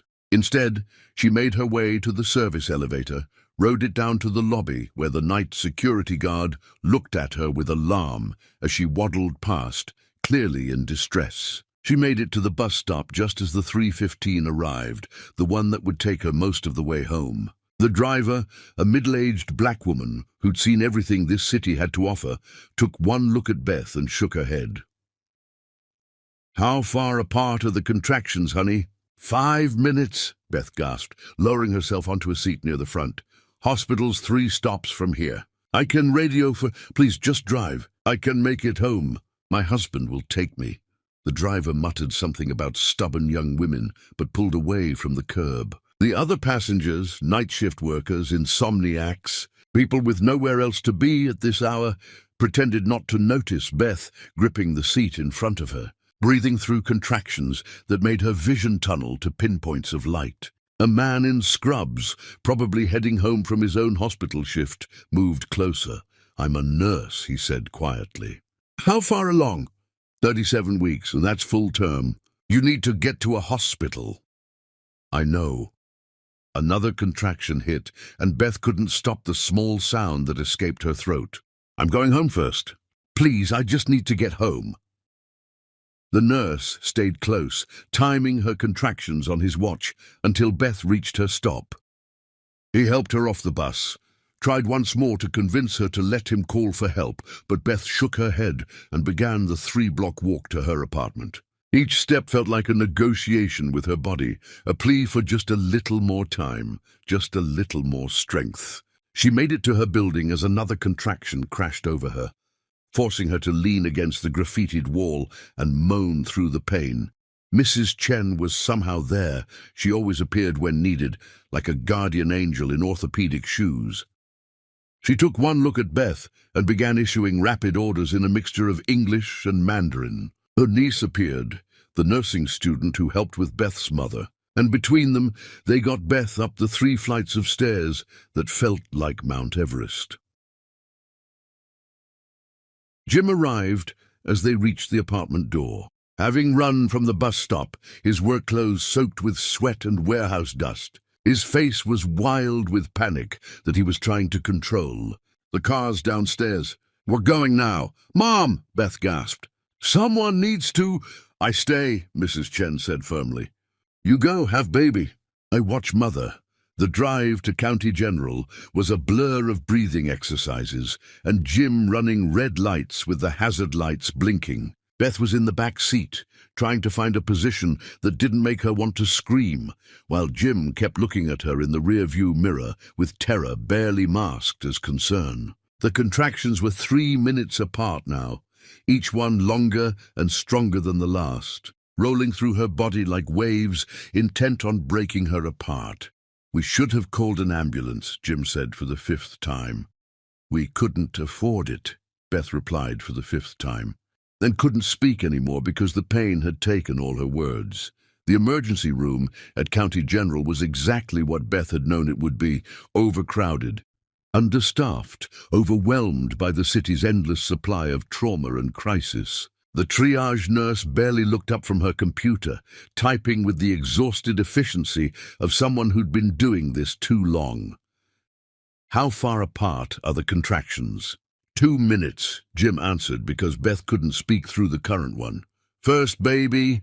"Yep, you've got hours. Fill out these forms. Someone will call you."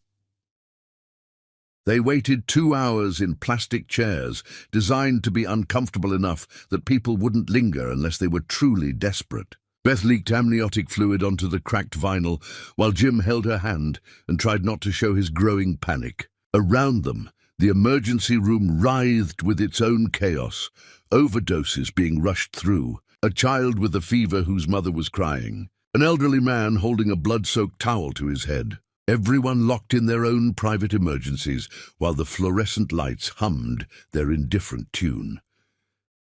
When they finally got a bed, it was in a shared labor room with 3 other women in various stages of delivery. The curtains between beds were thin enough that privacy was an illusion. Beth could hear every moan, every encouragement, every moment of another woman's labor while experiencing her own. The nurses were kind but harried, checking on her every hour or so before rushing to more urgent cases. The anesthesiologist was busy with emergency cesareans, so Beth labored with minimal pain relief, some IV medication that barely touched the edges of the agony. "I can't do this," she said at hour 14, exhausted beyond anything she'd experienced, even the bone-deep tiredness of working while pregnant. "Jim, I can't. It's too much. I'm not strong enough." "You are. You're the strongest person I know." He pressed his forehead to hers, and she could feel him trembling. "You survived my family. You survived losing your job. You've survived everything they threw at us. You can survive this. What if something goes wrong? What if the baby, what if Timothy? He's going to be perfect. He's our son. He's already survived so much just getting this far. He's strong like his mother." The woman in the bed next to them screamed through her final pushes, and then Beth heard it, a baby's cry, high and fierce and alive. The family on the other side of the curtain erupted in celebration, multiple voices talking over each other in Spanish and English, joy that couldn't be contained by thin fabric barriers. Beth felt tears on her face, wanting that moment, needing it, terrified she wouldn't get it. When her time finally came, when her body decided it was done waiting and insisted on pushing despite the doctor not being in the room yet, everything narrowed to pure sensation. The pressure was unlike anything she'd imagined, like her body was turning itself inside out, like she was being split in half from the inside. She heard herself screaming and didn't care who heard. She felt Jim's hand in hers, crushing and being crushed in equal measure. A doctor appeared. Someone she'd never seen before, would never see again. Just another professional at the end of a long shift, and began issuing instructions Beth could barely process through the pain. "Push when you feel the urge. Don't push between contractions. You're doing great." She pushed until she thought her body would shatter. She pushed until the world narrowed to nothing but pressure and burning and the desperate need to get this baby out. She pushed through exhaustion so complete she forgot her own name, forgot everything except the primal imperative to birth this child. Time became meaningless. There was only the cycle of contraction, pushing, brief rest, repeat. "I can see the head," the doctor said. "One more big push."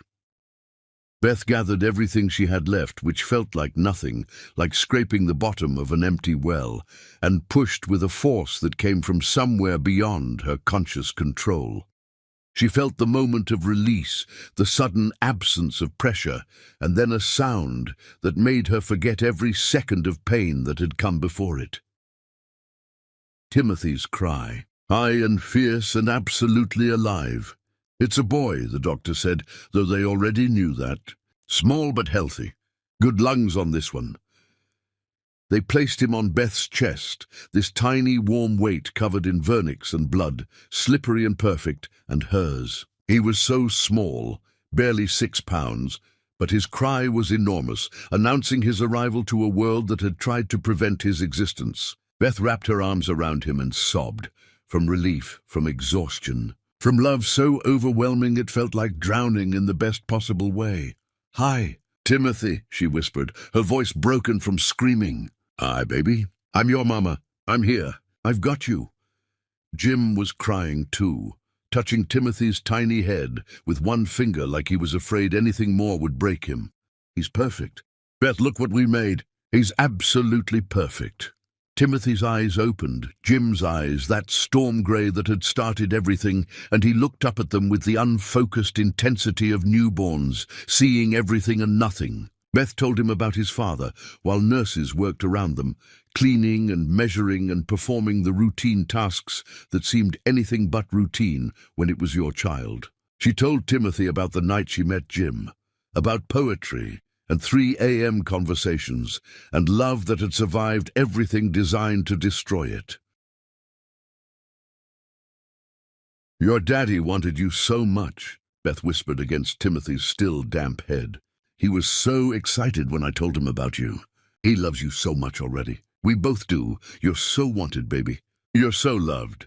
But something was wrong. Beth was bleeding too much, could feel it pooling beneath her in warm waves that made the nurses exchange worried looks. They were pressing on her abdomen, massaging her uterus to help it contract, but the bleeding wasn't stopping. The doctor was called back, his irritation at being interrupted clearly visible until he saw the growing pool of blood. "Retained placental tissue," he said, already calling for equipment. "We need to do a manual extraction, now." What followed was pain that made labor seem manageable. The doctor's gloved hand inside her, scraping, searching for pieces of placenta that hadn't delivered properly, while Beth screamed and Jim held Timothy and looked like he might shatter from helplessness. There was no time for proper pain management, no epidural to make it bearable. Just brutal medical necessity, while Beth's vision grayed at the edges, and she heard someone saying numbers that meant blood pressure, and none of them sounded good. "Stay with me," Jim begged, his voice breaking. "Please, Beth, stay here. Timothy needs you. I need you." She wanted to tell him she was trying, but the words wouldn't come. The world was going dark around the edges, narrowing to a tunnel of light that kept getting smaller. She heard Timothy crying and tried to reach for him, but her arms wouldn't work properly. Someone was saying something about blood transfusions, about moving to surgery, about critical condition, but it all seemed very far away, like listening to a conversation through water. The last thing she remembered was Jim's face above hers, tears streaming down his cheeks, saying her name over and over, like a prayer or a poem or a magic spell that could keep her tethered to this world, where their son needed his mother and love was supposed to be. Enough, but sometimes wasn't. Chapter 9. The Shattering. Beth woke to the steady beep of machines and the specific quality of light that only existed in hospitals.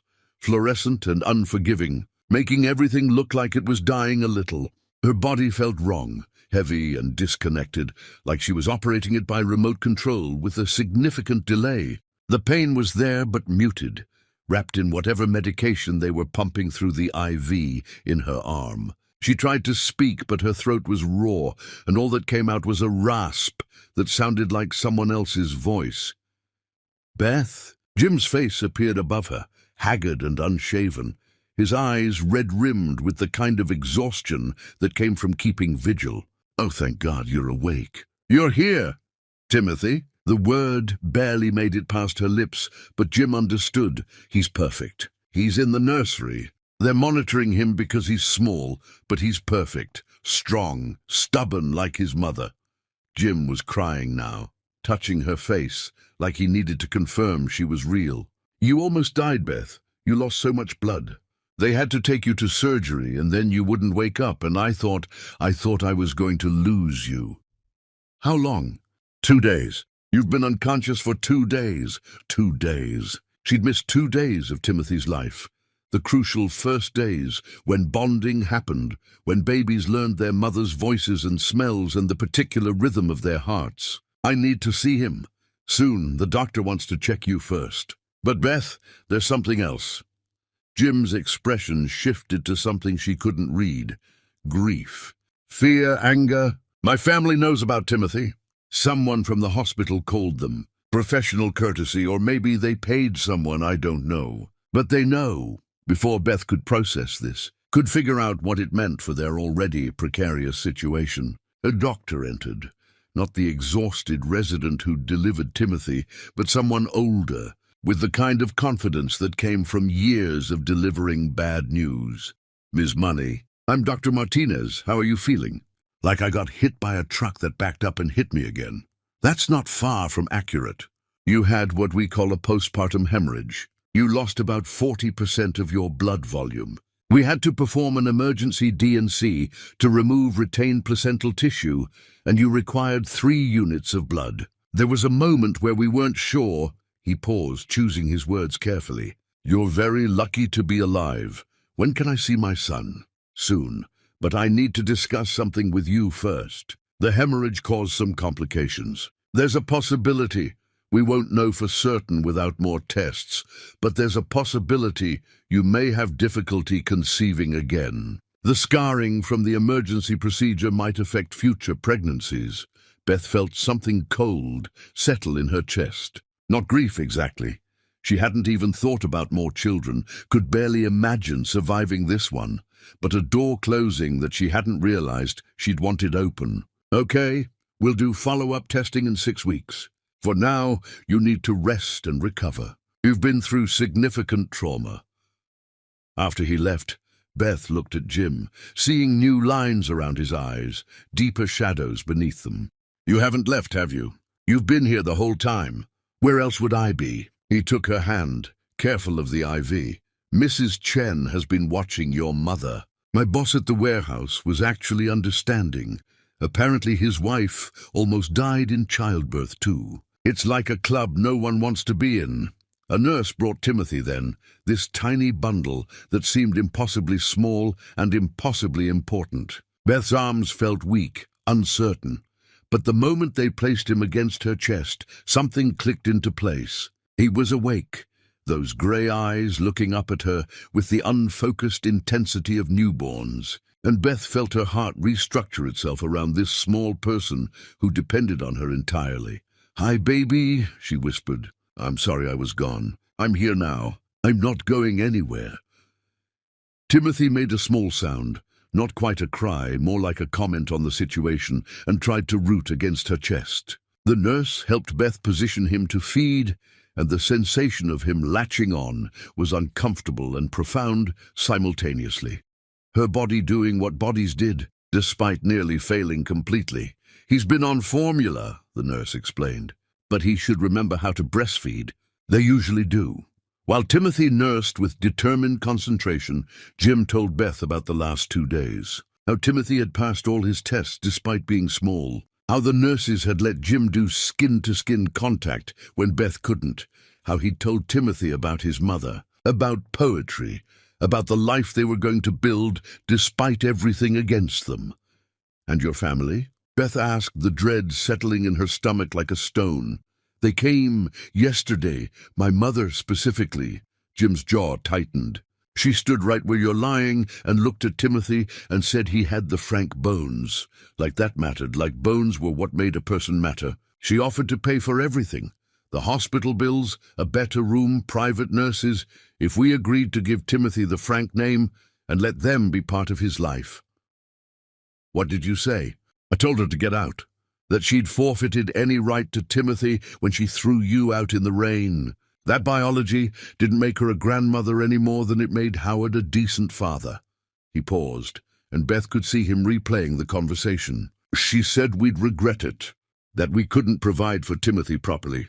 That love didn't pay for diapers or formula or medical care. She's not wrong about that last part. Maybe not, but she's wrong about everything else. We'll figure it out. We always do. They were discharged the next day. Insurance wouldn't cover more, and the bills were already astronomical. Beth could barely walk, moving like someone decades older, each step pulling at incisions and disturbing the delicate process of healing. Jim carried Timothy in the donated car seat they'd gotten from a charity organization, while Beth leaned on his other arm. The three of them moving through the hospital like refugees from some unnamed disaster. The ride home was terrifying. Every pothole felt like a threat to Timothy's fragile neck. Every sudden stop a potential catastrophe. Beth sat in the back with him, one finger in his tiny fist, watching him breathe with the intensity of someone who'd almost lost everything and couldn't quite believe it had been returned. Her mother was awake when they arrived, Mrs. Chen having positioned her wheelchair so she could see the door. The look on her face when she saw Timothy, joy mixed with grief for all the people who should have been here to meet him, made Beth cry again, though she was so dehydrated from blood loss that no tears came. "He looks like David," her mother said, her shaking hand reaching out to touch Timothy's face, around the eyes, the shape of his mouth. "I know," Beth said. "I see it too. That first night home was a revelation in exhaustion. Timothy needed to eat every 2 hours, and each feeding was a struggle. He was used to the bottle now, and frustrated by the work of breastfeeding. Beth's milk was coming in, making her breasts rock-hard and agonizing. She was still bleeding heavily, soaking through the industrial pads the hospital had sent home. Jim tried to help, but he had to return to work the next night. They needed the money more desperately than ever. "I can't do this," Beth said at 3 a.m., Timothy screaming in her arms, refusing to latch, both of them crying in the dark apartment. "I don't know how to do this." "You're doing it," Jim said, though he looked as lost as she felt. "We're doing it. It's messy and hard and imperfect, but we're doing it." Mrs. Chen appeared the next morning with supplies, not new things, but items collected from other mothers in the building. A breast pump that had seen better days but still worked, lanolin for cracked nipples, a sling to carry Timothy while keeping hands free, frozen meals in containers that had been reused so many times the labels had worn off. "First baby is hardest," she said, watching Beth struggle to pump while Timothy slept fitfully in the donated bouncer seat. "Everything is new. Everything is scary. But babies are strong. Mothers are stronger. I don't feel strong. I feel like I'm falling apart. Falling apart is how you know you're doing it right. If it was easy, wouldn't be worth doing." The bills started arriving when Timothy was a week old. Not just the delivery and Beth's emergency surgery, but the NICU monitoring, the blood transfusions, the medications, each with numbers that might as well have been in foreign currency for all the sense they made. 43,000 for the surgery, 12,000 for the blood, 8,000 for the NICU, numbers that represented more money than Beth had ever seen, would ever see. "We'll apply for charity care," Jim said, staring at the bills spread across their tiny table like evidence of their failure. "Payment plans, something. They'll garnish wages, take tax refunds. We'll be paying this off for the rest of our lives." Then that's what we do. We pay it off for the rest of our lives. At least we have lives to pay with.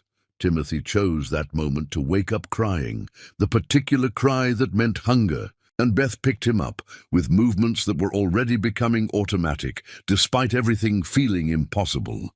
She fed him while Jim got ready for his warehouse shift, his body moving stiffly from injuries that weren't healing properly because he couldn't afford to rest them.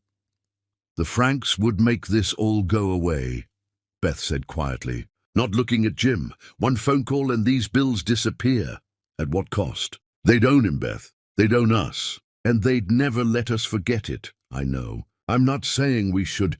I'm just saying—" She trailed off, not sure what she was saying, except that she was tired and scared, and the math would never work, no matter how many times they rearranged the numbers. Jim knelt beside her, his hand gentle on Timothy's tiny head. "We chose this. We chose him. We chose each other. That has to be enough because it's all we have." After he left for work, Beth sat in the dark apartment holding Timothy, and listening to her mother's labored breathing and the city's endless noise outside their window. She thought about the life they'd planned, a house with a yard, Jim reading poetry to Timothy, her mother getting better instead of worse. Instead, they had this, a baby who might grow up in poverty, parents too exhausted to be the people their child deserved, and love that was supposed to overcome everything but couldn't pay for formula when her milk wasn't enough. "I'm sorry," she whispered to Timothy, who was milk-drunk and peaceful in her arms. "I'm sorry we couldn't give you more, but I promise you'll always know you were wanted. You'll always know you were loved. That has to count for something." Chapter 10. The True Cost.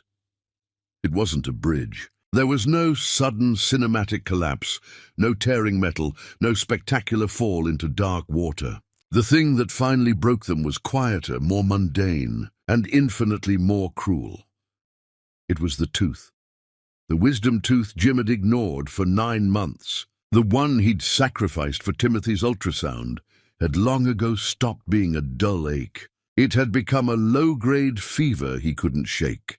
A constant throbbing pain he managed with ibuprofen he stole from the warehouse first aid kit because they couldn't afford a new bottle. He'd been working 3 tutoring jobs on top of the warehouse, his body running on a toxic cocktail of caffeine, sugar, and sheer spite. He was thinner, his face drawn, the soft parts his mother-in-law had worried about now completely eroded, leaving behind something brittle and exhausted. He collapsed on a Friday evening, halfway through helping Beth give her mother a bath. There was no drama to it. He just set the clean towel down, said, "Beth, I don't feel," and slid down the bathroom wall, his body folding in on itself. He was unconscious before he hit the floor. He was also burning up, his skin radiating a dry, terrifying heat. The ambulance was not a choice this time. It was a necessity. Beth rode with him, leaving a frantic message for Mrs. Chen, her hands shaking so badly she could barely hold the phone. She watched the paramedics work on Jim, reporting a heart rate of 140 and a blood pressure that was plummeting. The words they used, sepsis and septic shock, were clinical terms for what Beth already knew in her gut. This wasn't an accident. This was an invoice. This was poverty charging its final, catastrophic interest payment. At County General, the same ER, the same plastic chairs, the same fluorescent hum. A doctor explained the reality with blunt, exhausted clarity. The abscessed tooth had been leaking poison into his bloodstream for months. The infection was systemic. His kidneys were failing. His lungs were filling with fluid. "We're inducing a coma," the doctor said, not meeting her eyes. "It's the only way to let his body rest while we flood him with antibiotics. But Miss Money, you need to prepare yourself. His organs are shutting down. The prognosis is guarded." Beth sat in the ICU waiting room while her husband, the man who read Neruda and had learned to load trucks, fought for his life against an enemy that could have been defeated for the price of a dentist's visit. She pumped breast milk in a cold, sterile lactation room, the mechanical whir-thump of the machine sounding like a clock counting down. She called Mrs. Chen, who reported that Timothy was fine, that Beth's mother was agitated but safe. "Go," Mrs. Chen had said. "Be with your husband. We are here." On the second day, Howard Frank appeared. He didn't look like a victor. He looked old and tired and smaller than Beth remembered. He stood in the doorway of the ICU room, staring at his son's swollen, unconscious body, hooked to a ventilator that breathed for him. "I heard he was here," Howard said, his voice flat. "Get out," Beth said. She didn't have the energy for rage. She just had a vast, empty exhaustion. "He's dying. He's been dying since the day you threw us out. This is just the end game. I can have him moved." Howard stepped into the room, pulling out a checkbook. "Sacred Heart, the best specialists. I can pay for it all. The bills here will destroy you." "They already have." Beth stood between Howard and Jim's bed. "You think this is about money? You think you can buy him back now that you've broken him? He's not for sale.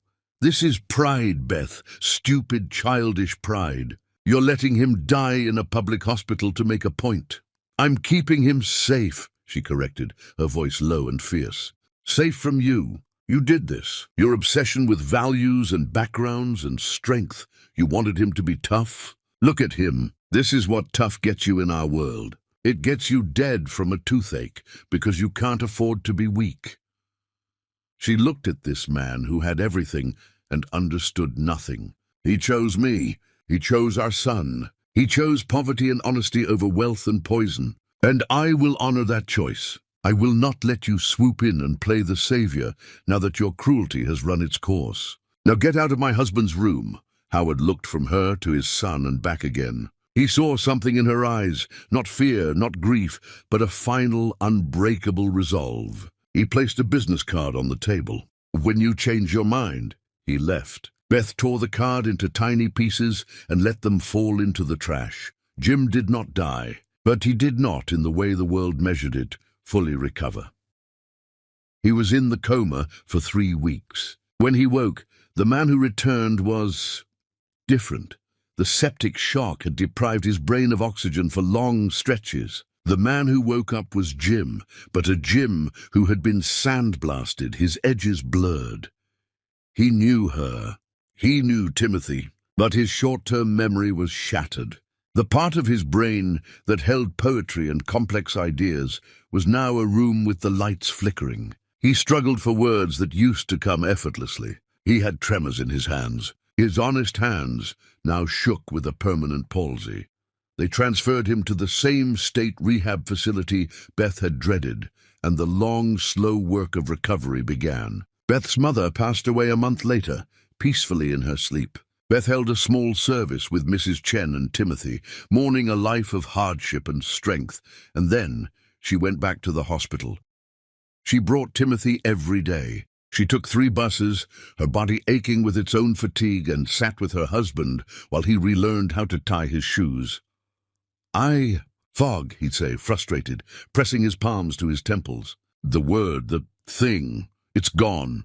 It's okay, Beth would say, guiding his hand. It doesn't matter. I know what you mean. Timothy. Safe? Timothy is safe. He's right here. He's walking now.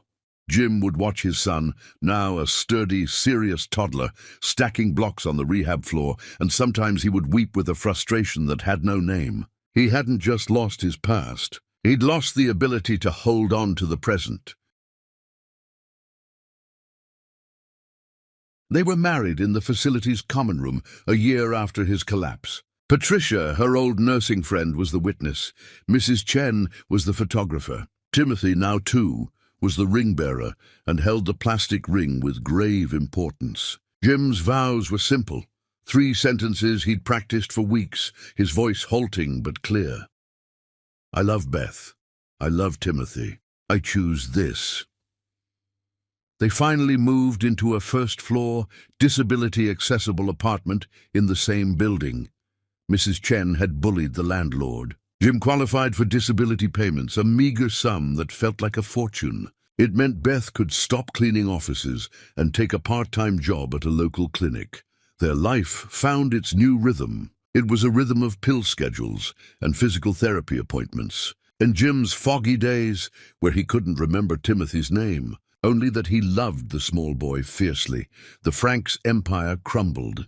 Howard died of a heart attack. Wesley was indicted for the fraud Jim had sworn to expose. Their downfall was a footnote in the paper, a story Beth read with no satisfaction. They were just ghosts from a different, colder world. On Timothy's 3rd birthday, Jim was having a good day. A clear day? They had a party in the building's courtyard. Mrs. Chen made a cake, and all the neighbors brought a dish. Jim sat in his wheelchair. Walking was still difficult and exhausting, watching his son run and laugh. He had been writing, small fragments in a notebook, his handwriting shaky. That night, after Timothy was asleep, he showed it to Beth. I don't remember the first night in the hospital. I don't remember the poetry I read, he said, his voice thick with the effort of communication. But I made this for you, for Tim. Beth took the notebook. The poem was simple, halting, and the most beautiful thing she had ever read. The words are gone, the bridge is down, I do not know the man I was, but I know your face, I know his hands. I know the choice I make each day. To wake, to stay, to choose this love. Again, again, again. Beth leaned her head against his, tears tracing paths on her cheeks. They sat in their small, cluttered living room, surrounded by medical supplies and second-hand toys. Outside, the city hummed its restless, indifferent song. This was not the life they had dreamed of. It was a life built from the wreckage, scarred and imperfect. Jim would never be the man he was. He would never be cured. Their poverty was a permanent, dull ache, no longer a crisis but a condition. But they were here. Timothy was sleeping safely in his room. Jim's hand, shaking but warm, found hers. "It's a good story," Jim whispered, not knowing if he was talking about the poem or their life. "The best," Beth whispered back, and meant it. They had not defied death. They had not conquered their enemies.